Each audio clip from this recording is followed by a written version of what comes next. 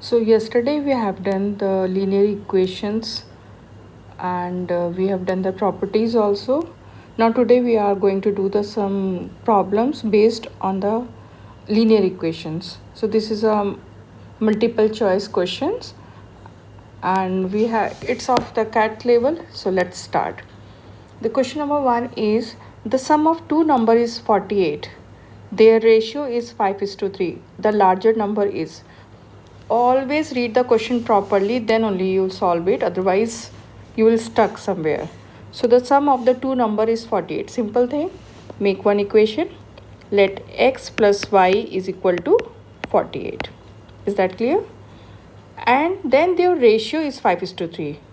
So x upon y is equals to 5/3.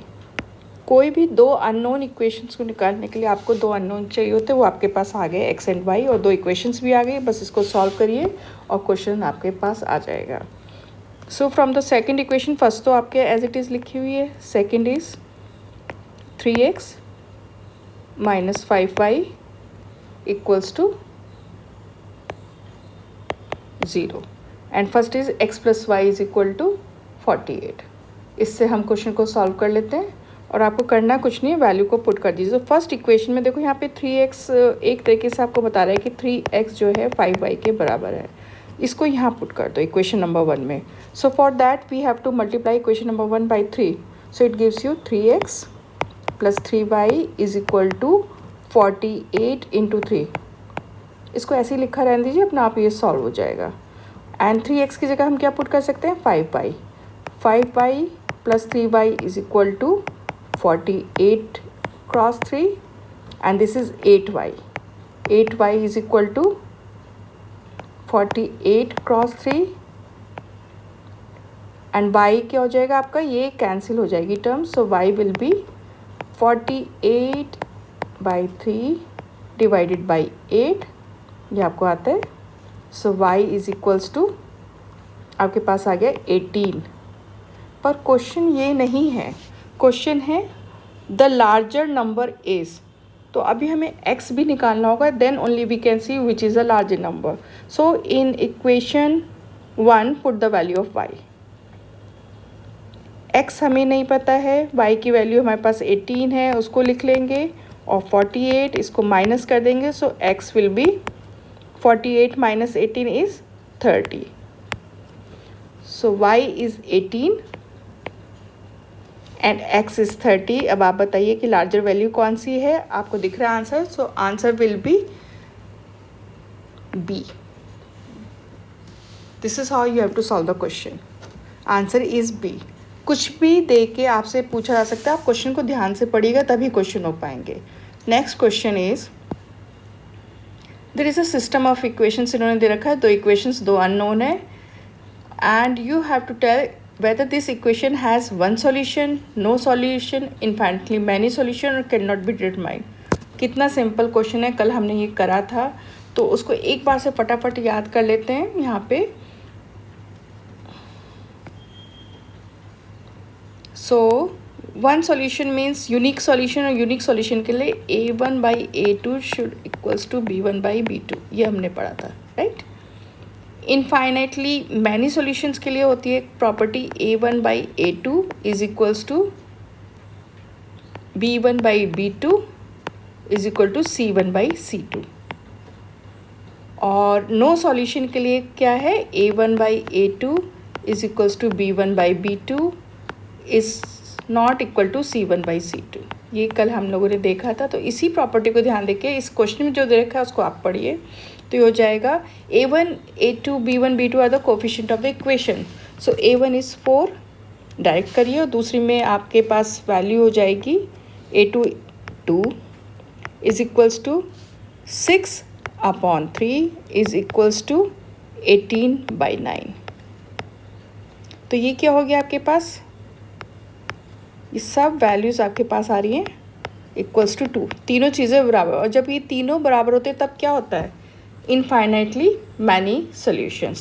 So answer is C. Is that clear? Next question. ये आपको simple equations दे रखी हैं, बस थोड़ा सा इसमें आपको x प्लस वाई की वैल्यू पूछिए, x और y की वैल्यू ना पूछ के x प्लस वाई, यानी आप दोनों को वैल्यूज़ को निकालिए, ऐड करिए, तब आपको आंसर मिल जाएगा। तो ये वाली इक्वेशंस तो आपको सॉल्व करनी आती होंगी, बहुत ईजी होती हैं। फर्स्ट इक्वेशन को पहले आप एक स्टैंडर्ड फॉर्म में ले आइए, तो क्या हो जाएगा, हम एलसीएम लेंगे, so it will give you 2x plus 3y is equals to 3 2 6 7 42। ये आपकी इक्वेशन नंबर 1 हो गई, इसको आपने लिख लिया। सेकेंड इक्वेशन क्या बन जाएगी, 3x minus 2y is equals to 2 3 6 4 24। Second equation, दो इक्वेशन दो अननोन है, सॉल्व करने का तरीका सेम होता है, आप एक का कोफिशिएंट को सेम कर दीजिए और उसको माइनस करिए, आंसर आ जाएगा। तो इसको मैं इक्वेशन इसको हम लोग 3 से मल्टीप्लाई करेंगे, इसको 2 से करेंगे और इक्वेट कर देंगे। तो आंसर लिखिए, 6x plus 9y is equals to, ये कितना हो जाएगा, 126, and then 6x minus 4y is equals to 48। Sign change करेंगे, माइनस प्लस का माइनस, माइनस का प्लस, ये माइनस ये कैंसिल आउट, तो आपके पास हो गया 9 and 4, 9 4 is 13, 13y is equals to 126 minus 48, it give you 78। So y will be 78 by 13 which is 6, ये कैंसिल हो जाएगा and this will give you y is equal to 6। जब आपके पास एक अननोन की वैल्यू आ गई, दूसरे की फटाफट निकल जाएगी। किसी भी इक्वेशन में जो आपको इजी लगे उसमें डाल दीजिए। मेरे को 24 वाली कैलकुलेशन इजी लग रही है तो मैं उसमें कर देती हूँ। 3x minus 6 2 12 is equal to 24, so 3x is equals to 24 and 12 36, so x will be 12।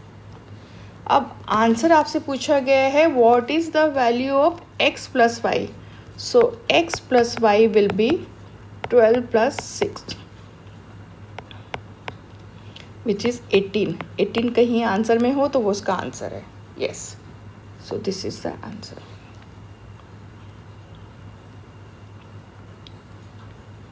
Now the most interesting question, जिस टाइप के क्वेश्चन आपसे पूछे ही जाएंगे। क्वेश्चन पढ़िए पहले। अ father is 3 times as old as his son. 12 years later, the father will be twice as old as the son. The son present age is. ऐसे questions में पहले आप दोनों की, सन और फादर की प्रेजेंट एज के बारे में बात करिए। So let the present age of son is x, ठीक। अब स्टेटमेंट पढ़िए। A father is 3 times as old as his son, तो फादर की एज क्या हो जाएगी, he is just 3x, 3 times हो गया। Now the father will 12 years later, it means x plus 12 and 3x plus 12, दोनों में आपने 12 years जोड़ दिए, क्योंकि 12 years later के बारे में बात हो रही है। The father will be twice as old as the son, तो इक्वल करने के लिए आप बेटे की एज में ट्वाइस मल्टीप्लाई करके दोनों को इक्वल कर देंगे, सॉल्व कर देंगे, आंसर आ जाएगा। सो ये तो सिंपल एक इक्वेशन बन गई है। 2x plus 24 is equal to 3x plus 12, ये हो जाएगा आपके पास x इज इक्वल टू 24 और 12 क्या हुआ, x equals to 12। So the present age of son is 12 years। और चेक करें तो फादर कितने का होना चाहिए, फादर को हमने बोला 3x, so father will be, father present age, sorry ये पूछा नहीं है पर हमें चेक तो करना ही पड़ेगा ना, इस 3x, 3x मतलब हो गया 36, तो कहीं पर the son present age is B 12। तो ऐसे क्वेश्चन में केवल आप स्टेटमेंट्स पे ध्यान रहिए, स्टेटमेंट से इक्वेशन को फॉर्म करिए और उसको सॉल्व कर दीजिए, क्वेश्चन बहुत ईजिली हो जाते हैं। और इसमें आप हमेशा रखिए, अगर पास्ट में रखा तो प्रेजेंट में लाइए, अगर फ्यूचर में रखा तो उसे प्रेजेंट में ले आइए और प्रेजेंट में करके क्वेश्चन को सॉल्व कर दीजिए। कहीं पे कोई